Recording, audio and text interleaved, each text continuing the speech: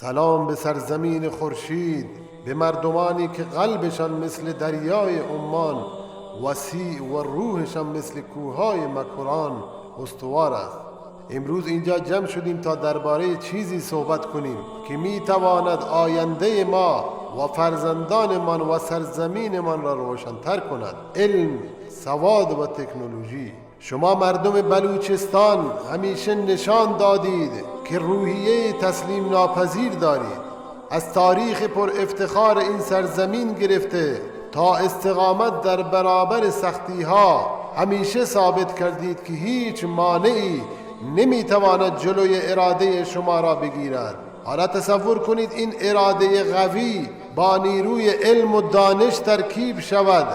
مثل این است که به یک عقاب بالهای قوی تری بدهیم تا اوج بگیرد و به قله های جدید برسد. چرا علم و سواد مهم است؟ علم کلید درهای بسته است. وقتی سواد داریم می توانیم دنیا را بهتر بفهمیم، مشکلات من را هوشمندانه تر حل کنیم و آینده‌ای بهتر بسازیم. سواد فقط خواندن و نوشتن نیست. سواد یعنی توانایی تصمیم گیری درست، یعنی شناختن حق و ساختن دنیایی که در آن همه ما با عزت زندگی کنیم.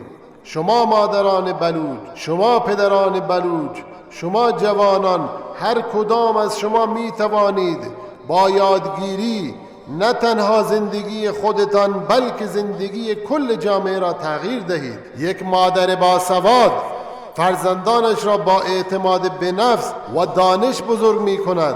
یک پدر با سواد خانواده‌اش را به سوی آینده روشن هدایت می کند و یک جوان با سواد می تواند سرزمینش را به قله‌های پیشرفت برساند.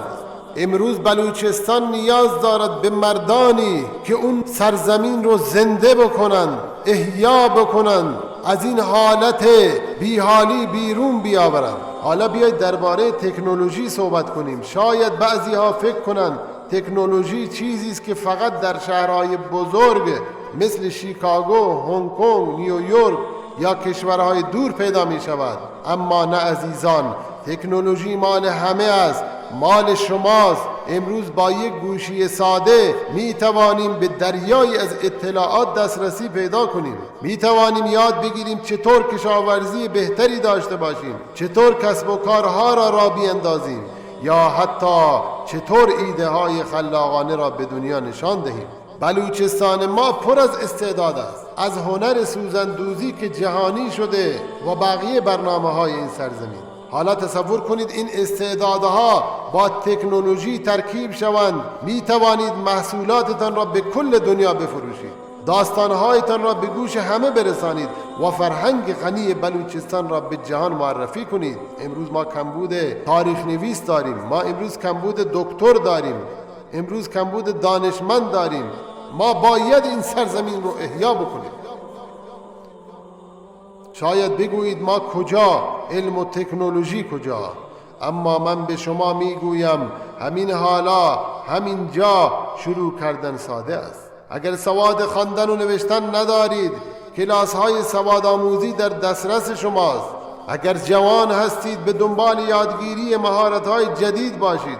برنامه نویسی، طراحی یا حتی استفاده از شبکه‌های اجتماعی برای نشان دادن هنر و فرهنگتان. ما به عنوان یک جامعه می توانیم کنار هم باشیم. معلمان، دانش آموزان و همه ما باید دست به دست هم بدهیم تا آینده روشنی خلق کنیم. بیایید به بچه‌های من بگوییم که درس خواندن فقط یک وظیفه نیست بلکه یک فرصت است. بیایید به آنها نشان دهیم که تکنولوژی می تواند دوست آنها باشد، نه چیزی که از آن بترسند. بلوچستان، آینده تو در دستان توست. مردم عزیز سیستان و بلوچستان، شما نسلی هستید که می توانید تاریخ را تغییر دهید. شما می توانید با علم و سواد، با تکنولوژی و تلاش بلوچستان را به جایی تبدیل کنید که نه تنها در ایران بلکه در کل دنیا بدرخشد.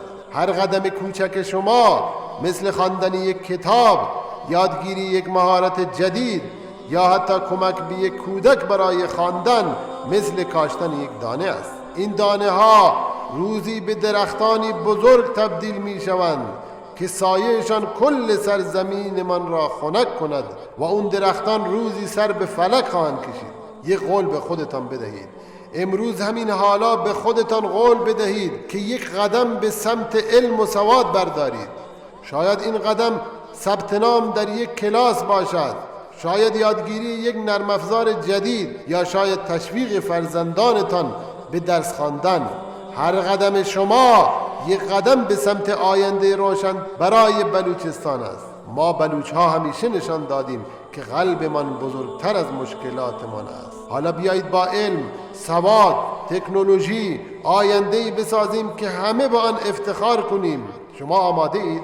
من به شما ایمان دارم. بلوچستان آماده است که بدرخشد و نیازمند فرزندانی دانشمند، متبحر، خلاق و نابغه است.